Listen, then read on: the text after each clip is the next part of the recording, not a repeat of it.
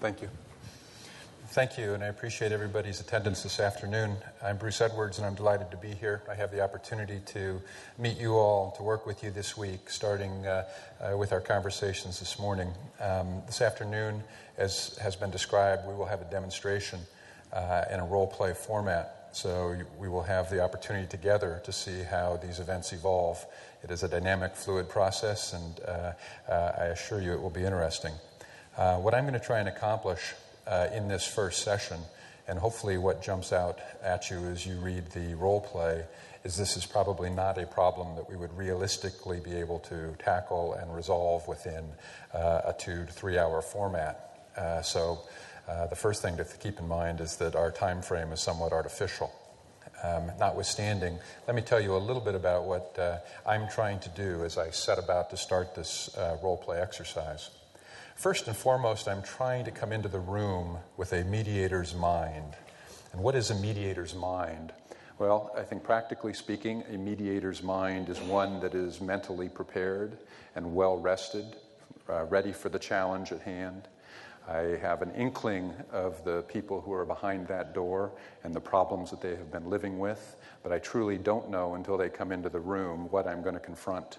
And so I need to leave many of my daily cares and concerns and the unfinished mediation that I left last night at 11 o'clock and all the other daily worries outside the door as I prepare myself to assist these parties with their dispute. Not only is a mediator's mind sort of well-rested, the mediator's mind is well-prepared. The mediator's mind has taken the time to read through the statements that the parties have submitted in advance so that the normal frustration that parties have with mediators in terms of coming up to speed on the facts and circumstances surrounding their problems will be minimized as I demonstrate that I am somewhat prepared with an understanding, at least a baseline understanding of the problems that confront them. I think a mediator's mind is also at once sort of ego-driven and at once egoless. And I know this is going to be hard in the translation, but let me explain.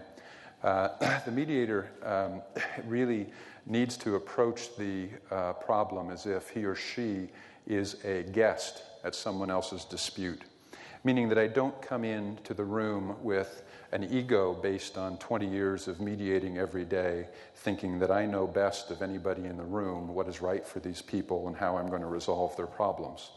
In contrast, what I do is I have sufficient enough ego that I will bring in the room with me an understanding and appreciation that I can help these people work through their problem.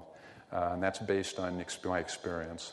But it's also a recognition that if I come into this dispute with a mindset that I'm truly a guest invited into their dispute for the purpose of helping them, then I'm going to be less inclined to make the kinds of evaluative judgments and the kinds of mistakes that mediators so typically make in wrestling with complex problems. So once I've developed the mediator's mind and I've come into the room, hopefully with enough sort of energy and enthusiasm and understanding to truly assist these people, what are the practical things that we want to try and accomplish in this first session?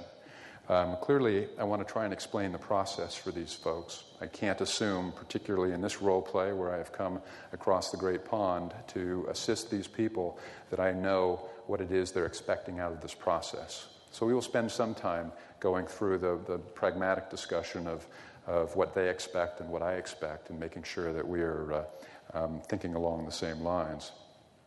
I'm going to help the parties in terms of setting their expectations for the process. And that means both in terms of timing and what I expect from them, what they can expect from me. Again, I want to make sure that we're starting this process with a shared understanding.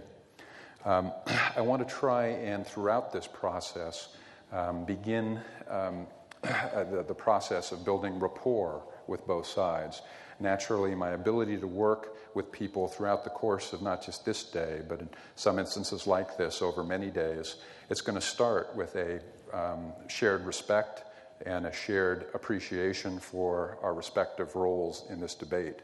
And so that process starts from the moment I go out and introduce myself and invite them into the room, seat them at the table, and proceed accordingly.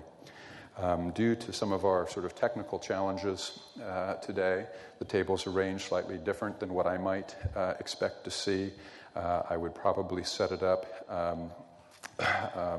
with me at one end of the table, maybe the two of them not sitting shoulder to shoulder, because I can't assume when they come in the sort of state of agitation that I'm likely to find them, that they're going to be comfortable sharing the side of the table. It also, to me, speaks a little too much of people coming into the principal's office when they're seated in front of me for this process. Certainly a subtle but important psychological dynamic of the seating arrangement that I don't want to overlook. I haven't overlooked it. We just have some challenges here that we have to deal with, as you will in your varied mediation practices. You will note in this first session that there will be a significant amount of time by me spent listening to the parties. And you will see and observe that many of my questions in this early stage are open-ended questions seeking for them to expand in answers that will demonstrate to me what's important for them to talk about, as opposed to me leading them with direct questions that are narrow in their focus. The point of that is severalfold, and I go by what I describe as sort of my 80-20 rule, which means 80% of the time in these early stages I'd like to find myself listening. 20% of the time I'd like to find myself talking once we get past the initial session.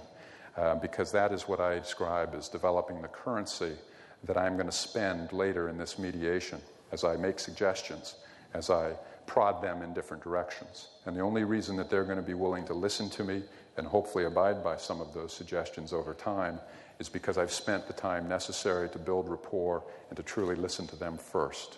So the second half of this demonstration later this afternoon will evolve into something that looks slightly different, but initially that's what you will observe. Lastly, I should say second to last, I have in my mind a real question in terms of what I'm going to experience. I have not worked in this area in Germany or Austria. I have not met these individuals before. I truly don't know what level of emotion I'm going to contend with, but certainly one of my precepts in mediation is I want to acknowledge the possibility of the emotion in the circumstance, and I want to give it an opportunity to breathe, to let that emotion play its course in the mediation, because some of the most poignant or demonstrative moments in mediation evolve from that raw emotion. Doesn't mean I'm not controlling the situation. Doesn't mean I'm letting people abuse each other. It simply means I'm giving an opportunity for that emotion to play itself out in the course of the mediation, whether it occurs in the first moments of the setting or it occurs somewhere spontaneously down the road. I'm not going to squelch that emotion. I'm going to let it play out and evolve. Okay? And lastly, in terms of my preparation, I've tried to give a little thought to what the outcome of this solution might be. And I think it's important that this is what I've saved for last to talk about for a moment, because I think that's its appropriate place in this dialogue. Notice I didn't come in here first saying that I have divined the answer somehow for these folks based on reading a summary of their dispute. I truly don't know yet what is important to them. We talk about it in terms of identifying interests, and we will engage in some of that. I have some rough ideas of what a settlement plan might look like, but I also know from experience that if today is similar to every other day of my mediation life, that plan will morph and evolve and take different shapes many times over the course of the mediation before together we craft something that will be a lasting, durable agreement that the parties can buy into. Okay? So those are the thoughts that I have in mind as I'm setting about today to start this role play.